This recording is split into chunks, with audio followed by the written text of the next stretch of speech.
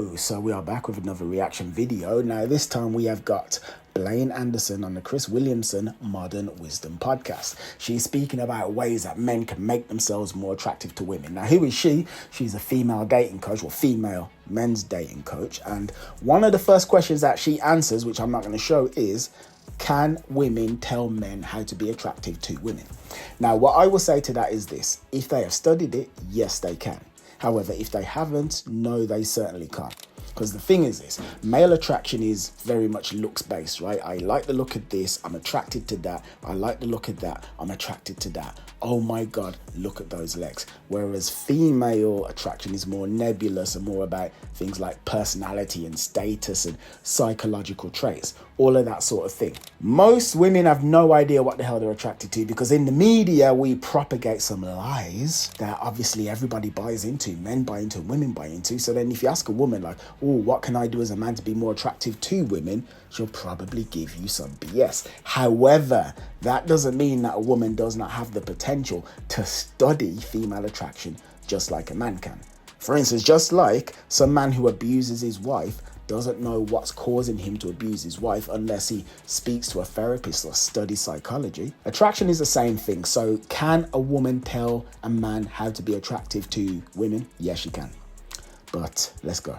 A lot of effort to get one date. Bumble app makes women's first move easier. In the end, it was the data that killed me, says Penny about her decision to leave the dating app Bumble. If she opened the app, she might receive 100 likes, 25% of which she might be interested in. She would look at their profiles and write an individualized message. A few would respond, perhaps one would result in a date. That's a lot of effort to get one date, she says. It's exhausting. Bumble, billed as the feminist Tinder when it launched in 2014, this week announced it was taking action to relieve the administrative burden on its female users. It has given them the option of firing off a short pre-written question to potential dates rather than a carefully crafted missive, after 70% of its female users said that they were becoming burned out. While it is not ditching the requirement for women to make the first move, its female users can now send a template question such as, what book or film changed the way you think, using the site's opening moves feature. Yeah, so here's the thing about Bumble. Number one, I don't really like Bumble as an app. I just don't. For a couple of reasons. Number two, Bumble was created. Why? Because it's like this beacon of feminism, right? We are taking the power out of the man's hands, putting it back with the woman, giving the woman the chance to control her destiny when it comes to dating, all of that sort of shit. So women are the ones that make the first move. The man can't make the first move. He has to sit back and wait for the woman to do so. However, the truth, well, there's a couple of truths. Number one, women don't like doing that, do they? They don't. As a result, they've complained to Bumble and now Bumble's changed it. But here's a very interesting thing. So when you're on Bumble, like if you're any man that's ever used it, what do women say? They say like, hey. They don't write anything overly amazing. This woman here said she wrote individual messages to each match, but she's in a massive minority. Most women just say hey, which is interesting considering the fact that an average woman on an app, what do they say on the Hinge or on the Tinder? Don't message me with some bland BS. Give me something new, give me something fresh, give me something creative. So a man is expected to be like 𝗡 𝗃𝗃 in Killing Them Softly, just killing it from the first message. However, when they have to send the first message, they just say hey. And even though these women are getting responses from just saying hey, doesn't feel good to them, does it? Because they don't want to do it. But here is the thing. Society tells you that, of course, women want to make the first move. Women want to be more proactive, but they actually don't. They actually don't, which is why Bumble is experiencing this. And then you get people like me who like educate on how dating really is or how sexual dynamics really are. And then we get vilified for just saying things that are actually true. The vast majority of women want the man to make the first move, which is why if you've ever used Bumble, when you send a message to her, so when a woman sends a message to you, she says hi. After that, even if she's done it, we've still now gone back to traditional dating dynamics, and it's on the man to make the conversation interesting and steer it towards a date. All she did was just say hi. It's not like she took on a more dominant role. She's still incredibly passive. She just said hi. Yeah. What do you think about this? So I'm supportive of it, but I don't find it surprising. This really maps to the dynamics, male-female approach dynamics that we see in person, which is that the responsibility is on the man to approach and start the conversation with a woman. It's not generally the woman who is the one needing to approach or start the conversation. But what I would say is this woman who says she was writing carefully crafted messages is in the minority. That is exactly what I was saying. As someone who has looked at thousands of Bumble conversations, women generally send zero effort, one-word responses like, hi, and then the onus would still fall on the man to then come up with a creative or interesting conversation and steer that towards a date. They will do that while simultaneously being on Tinder and Hinge and expecting men to come up with creative messages to them on Tinder and Hinge and wondering why these men are boring them, but then when they hop on Bumble, it's just, hi. So I feel like previously, okay, women were starting the conversation, but in name only. I think there's a good bit of pushback from guys about this, and I can understand why, that basically they now feel like, hang on, women, you said that you wanted an app that allowed you to make the first move, which is what we've had to do for all of human history. And then being given that preference, privilege, request, whatever it is that you wanted, you're now saying that, oh, it's too arduous, even though you can copy and paste a message, you can use keyboard shortcuts on iPhone to make it easier to do. And it's now been made even more easy so that there's pre-written template questions that you can just press a button to send to me, which means it is first move in name only. Yeah. And I think it probably feels, many guys that are dating will feel indignant, where it's like, this is what it's like for me all the time, not just on this one app. Yeah. And unfortunately, that's just the reality of dating. The man is expected to be the pursuer. Something that we really need to be honest about in society is that, you see, like these traditional gender roles, which apparently are completely terrible and apparently have been held women in this horrible state of submissive servitude for century upon century, thousands, millennia, all of that stuff. Well, women love a lot of those gender roles. Like, they don't want to get rid of all of them, just the ones that don't really suit them, which is why they still want the man to approach. Because why wouldn't you?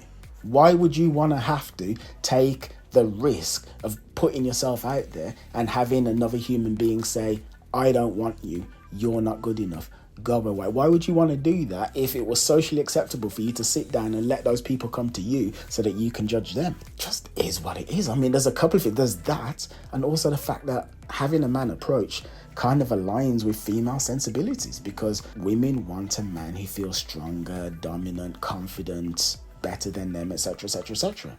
And that man would demonstrate that by doing things that she is uncomfortable doing or too scared to do, incapable of, etc., which would be making the first move. And you can either, not to say you were complaining about that, but complain about that, or you can learn how to approach and appropriately attract women. And you can trace that back to evolutionary biology. The man is, across most species, the male is the pursuer. That is what I was saying. Sperm are much more abundant than eggs. Eggs are the scarcer resource. Women become the chooser up front. There's some interesting species. Sperm fertilizing an egg is pretty much a great metaphor for dating. You've got billions of sperm rushing towards one egg. Each sperm has like a 1 in a billion shot of life, or 1 in a million, however many sperm cells there are. The egg is guaranteed a shot of life. The egg is waiting for the sperm to penetrate it. That is pretty much dating. She's where the reverse is the case. There's some birds, I think in some spiders. Okay. It's the same too. And the male is the choosier one. Quite rightly, the burden sort of switches, and men are the ones that get to choose, or the males are the ones that get to choose. But yeah, I think, guys being the protagonists and women being the gatekeepers or the receivers in whatever way. Anybody that is, like, people realize this. What are you hearing, or what is it that women say about their desire to initiate versus their desire to be pursued? What have you learned there? So women want to be approached more and pursued more, at least for what I see in my personal experience, in my relationships with women and what I hear. And then I also conducted some informal survey data of 13,000 women in the US and the UK. 97% said they would rather meet their partner in person than online, and 95% said they wish they were approached more often by men in real life. 95% of anything is crazy. I'm not sure. Yeah, so here's the thing. I concur with what she's saying. But what we need to realize is that in the media, what we hear from is like a very vocal minority of women who claim that any kind of male attention is horrible and like, this man is creepy and he's sexualizing me and things like this. But they are a vocal minority. For instance, I'm not saying that the example I'm about to give is a minority. I'm saying the example that I'm about to give is an example of women who do exist. I used to know a woman who used to confide in me, and she would say, Kieran, you know what, when I'm at the gym, I see these men and they look at me like I'm a piece of meat. And that's what she said, a piece of meat. And I like it. I like it. And now, she's not alone. Now, I'm not saying you should look at women like a piece of meat, right? I'm not saying that at all. But what I'm saying is, women like that exist. But the thing is that they will never make their voices heard, because if they speak that out loud, they sound like a whore. So what happens is women generally fall in line with the gynocracy, with the matriarchy. And the matriarchy says male attention is horrible, it's terrible, it's disgusting, we don't want and then most women will just shut the F up and, get with the toe the company line. But thing is this, it's like, you can approach women, you can, but you just have to have a good energy about you. It's all about how you come across in the moment. So if you are approaching a woman and you're thinking to yourself, I am a piece of crap and this woman is not going to want me in any way, shape or form. If you're thinking that as you do this approach, you are sunk. You have to know you've got worth and know you've got value. Know you've got it. Know. I am giving this woman something. By me walking up to her, I'm making her day better. Now, I'm not saying you should do that in an arrogant way. I'm saying in a general, confident way. However, doing so in an arrogant way is leagues better than doing so without confidence whatsoever, because that arrogance is still way more attractive than thinking that you're a piece of crap that she needs to scrape off her shoe. Go in there with a good vibe, a good energy, confidence, spread the fun, spread the good vibes, and you will be fine. 95% of people would agree the sky is blue if you ask them. And women are saying in hordes, basically, hey, I want to meet a guy offline and I want guys to approach me.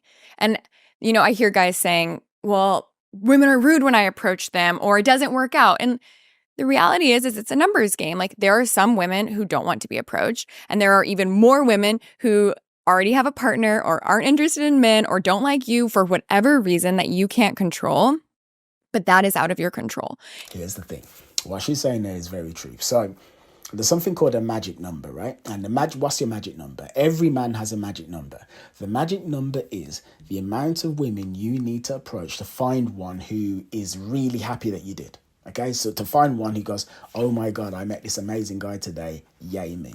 Now, what is your magic number affected by? Lots of criteria. It's affected by your age. It's affected by how good looking you are. It's affected by your confidence. It's affected by how you dress. It's affected by your body. It's affected by your race, right? All of these sorts of factors come together to give you a magic number. And the basic point is every man has that number. So there is no man out there who's going to walk up to 10 women and have every last one like him. In fact, really and truly, if you can approach 10 women and have 3 of them love you and be like, whoa, this guy was great, you're doing very well. You're doing very well, because as well as all of the magic number stuff that I've just said, there's also things like, hey, is a woman that you've approached married? Is she gay? Has she just got out of something and she's not even remotely ready to get into anything new? All of these factors come into play. So there is a skill element involved in approaching women. There totally is. But there's also just a luck/numbers game element as well. You can approach a woman who's having a bad day and she's like, get the hell out of my face. And then you can approach another woman who is actually just happens to be having a really good day and she gives you the time of day because of that. And none of those things can have anything to do with you. If you learn to approach appropriately, you're not going to be pepper sprayed or arrested or have some terrible thing happen if you talk to a woman in real life. Yeah, your sample was 13,000 single women Yes. in the US and the UK. I'm not sure what the age cohort was, but let's say that 50% of women are in a relationship, 50% are single. That actually turns 95% into 47.5%. Yeah. So for the guys that say, I've tried to approach women, what's the likelihood that each time I do it, it's one of the 5%? It's like, yeah, but you don't know, unless they've got a green badge that says, yes, I'm single, you're not actually pre-selecting. Exactly. So you just have to approach more often. And I get it. It's hard. It can be anxiety inducing. You're oftentimes facing rejection. And that is just what has been happening for all of human history. And I think we have become complicit with expecting things to be delivered to us. You can press a button on your phone and have any meal you want delivered to your door. All of your groceries come to your door. Anything you want to watch, you can press a button and watch that at that time. And I'm not anti-technology, but technology has made people lazy and expect to always get what they want when they want it. And dating and mating is not that way. There's another thing as well that she ain't saying. Another thing is this. So, like, I'm some guy, I'm some dude. I'm from Arkansas or London or Newcastle or Brighton or Denpasar. And anyway, the point is I'm some guy, right? And there's some woman. I say this woman's objectively a 6.75 out of 10, right? Or a 6. Maybe she's even a 5.5. The point is I could walk up to her and I can put myself out there and then I can have her give me the talk to the hand because the face ain't listening talk. Right? She can just reject the hell out of me and make me feel crap and terrible. Why would I want to do that when I can hop onto the internet and be surrounded by an absolute gaggle, a bevy, a plethora, a flock, a full-on squadron of gorgeous tens, as many as I can imagine, all performing the sorts of naughty, kinky acts that really get me going.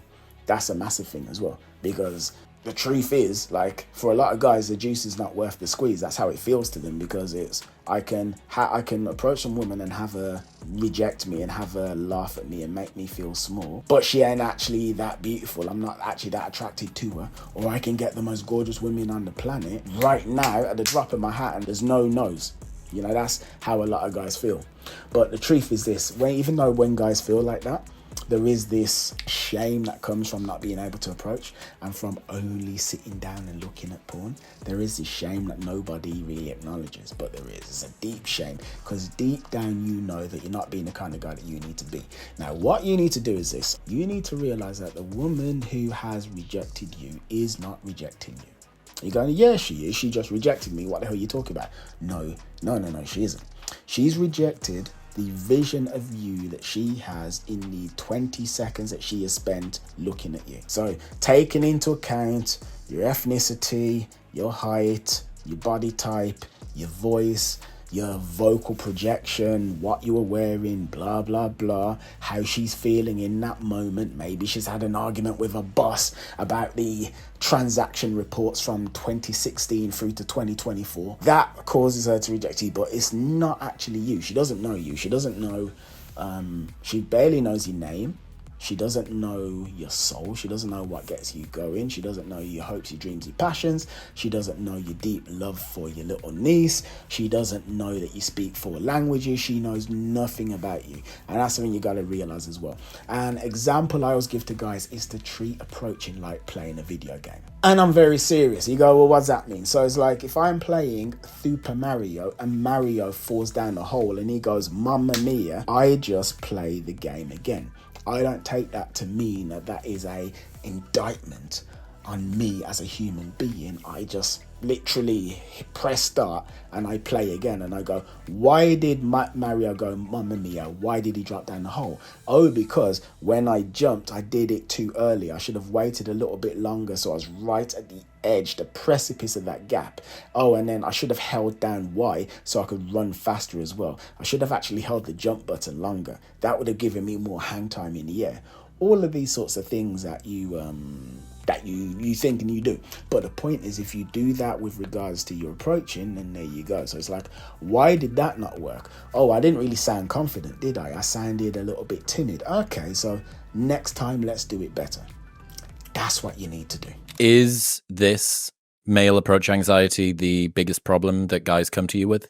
It is one of them, absolutely. And it's not even necessarily that they come to me and say, hey, I have approach anxiety and I want to get over it. It's that they don't have the dating life they want, and they don't even necessarily draw the conclusion, oh, I'm not approaching anybody, when that is one of the very big problems. So I really encourage, I do this with all of my clients, and any guys out there who are listening are like, oh, I'm like not meeting women. Keep an approach journal. I challenge you, a note on your phone, a real journal, write down every time you talk to a woman. And you don't have to ask for her phone number. You shouldn't ask for her phone number or ask her out if the conversation doesn't feel like it warrants that. But just how many times you're actually talking to women. And I bet you will be shocked at how few it is. Yeah, the thing about what she's saying here is she's acting as though, or claiming that, men have no idea how little interaction they have with women, whereas from what I have seen in my time as a coach, the guys I speak to are very, very acutely aware. They know that they don't have women around them. They know that they're not putting themselves out there. Like, they're quite aware. But who knows, maybe me and her, we just attract to different sorts of clientele. Maybe the men that she tends to attract are a bit more clueless, whereas the guys I attract are a bit more aware of their issues. So this is the equivalent of using MyFitnessPal to track your calories. And you're saying, dude, I promise you, I'm only eating 1,500 calories. And you say, let's track it for a week. And you go, fuck, it was 2,200. Yes. I'm approaching 10, 15 women a week. Oh, it was one. Maybe. And I think part of that is because you have access to social media, to OnlyFans, and so you're seeing all of these beautiful women, and it tricks you into thinking like, surely I'm interacting with women. I see women all the time. Maybe you're even DMing some or interacting with them on OnlyFans. That doesn't count. That is not the same as walking up to a woman in the grocery store, at a yoga class, in a park, and striking up a conversation. Again, I disagree. I do not agree that all of the factors she's just laid out here, like social media and Instagram and OnlyFans, make a guy think he's really interacting with women. I believe that these factors highlight the fact that men aren't interacting with women, that men see this and feel pain as a result, because there's something that exists tangibly that they don't have access to. But moot point. What is your best advice for men to overcome approach anxiety? Yeah, so I actually have an entire mini course on this because I get so many questions about it. My biggest piece of advice is take the pressure off. So don't think like, oh, I need to approach and my goal here is to get a phone number. No, your goal is to connect with another human being. So you shouldn't just be approaching attractive women who you're interested in dating. Approach humans, people generally, women generally, of all ages, and talk to them. And get really good at that. And then once you feel comfortable with that, it will feel more natural to approach a woman who you do find attractive and have a good conversation. And then maybe you do ask for her phone number. But going from sitting on your couch and swiping to approaching at 10, yeah, that's really scary. Yeah, so there's stuff I'd add to that. I agree with everything she's saying there. Another good thing to do is, like, if you find it really hard to approach, right? Start small. So I always get my clients to crawl before they walk and walk before they run. So what does that mean? So it's like, a lot of the times I will coach a guy who can barely say 2 words to a woman, like barely. And the idea of walking up to a woman and like getting her phone number, that is terrifying. That's horrific. So I'll say to him, look, here's all I want you to do. I want you to walk up. I want you to say, hey, how are you doing? Hope you're having a nice day. Boom. Like that's it. Right? Or maybe ask for the time. Asking for the time would be like tier 1, right? It's like, excuse me, do you have the time, or do you have directions to And then he gets used to like approaching a stranger and interrupting their day. Then it's like, I hope you're having a good day. Or even, so now once he's comfortable with that and now we want to start interacting with women, then it can be something like, hey, I just wanted to say you look beautiful today. Have a lovely day. So now he's approached a woman. He's let her know that he finds her attractive in some way, that he finds her sexually appealing. But he's left immediately. So there's no chance of her being like, oh my God, this creep. He's given a warm and genuine compliment. He's told her to have a good day and he's bounced. And the point is that if guys do things like this, they can build their approach muscle and build their resilience to dealing with the rejections or the anxiety that comes from approaching. And they can actually just learn to love it too. So start small, start with baby steps. Charlie Houpert from Charisma on Command's got a good piece of advice where he says, flirt with the world. He uses Russell Brand as the example of this. And, Russell Brand in his Lothario era 10, 15 years ago, he's doing this interview. And what is it that someone asks him the question, I've heard that you're a sex addict. Is that right? And he says, well, I don't know if it's right, but it's definitely enjoyable. And you just think like he's always playing this sort of flirtatious game. He's touching it's Russell Brand. He also may turn out to be a sex criminal. We don't know about that. So, don't take your dating cues from Russell Brand. But the sentiment I think is true, which is, and I know this, I'm recently single, and you go from being, not at all concerned with the way that you come across to women, and then you start to sort of have to kickstart this engine of, oh god, okay, well, I need to actually be a little bit more playful here, as opposed to just the transactional sort of autist that you were previously. Absolutely. I love the flirt with the world because it's so true. And we are so conditioned. Everyone is in their phone, like eyes down, looking at their phone, moving through the world with their headphones in. And you can't control if everyone else has their headphones in. That you can't control anyone else's, reaction to anything. What you can control is if you're the type of person who doesn't have their headphones in, who makes eye contact, who smiles, who says hello. I was picking up pizza the other day and I was waiting in the shop, and this guy walks in with noise canceling headphones on, like over-the-ear headphones, walks up to the counter, doesn't take off his headphones, and the girl's like really nice. She's this cute girl. They're roughly the same age. She's like, hey, how can I help you? And he just turns and holds his phone out at her. And she's like, oh, okay, it'll be right up. Doesn't say anything, puts it back in his pocket and turns away. And I was like, okay, sorry about that. The battery in my camera died, but you know what? That is a very good place to end this video anyway. I am 12 minutes. I'm 12 minutes into a 1 hour and 20-minute discussion. So I am definitely going to do another 2. I'm going to do another 1, maybe another 2 reactions to this anyway. So stay tuned. They're going to be on the channel. Toodaloo. Take care. Bye. Oh, and I forgot to say, so if you've liked this video, like the video, comment, and please do subscribe to the channel as well, because I'm kicking out all of this good content on a very regular basis. Also join the school as well. We've got a school which will teach you everything that you need to know about dating, sexual attraction, seduction, things like that. There is a link to that in the description. Merci beaucoup. Take care. See ya.